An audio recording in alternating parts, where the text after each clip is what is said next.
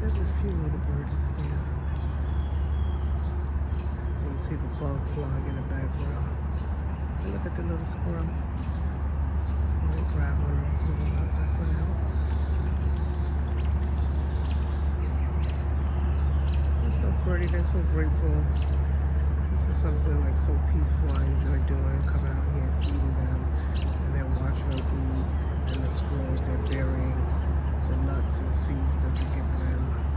The birds, you know, they take the nuts as well, fly back to their nests, give it to their little birdies. It's just super, super grateful.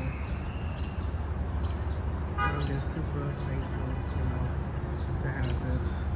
This is just a peace of mind for me. Some people it's just like, whatever, but this is really peaceful, comforting. Hi again, squirrel.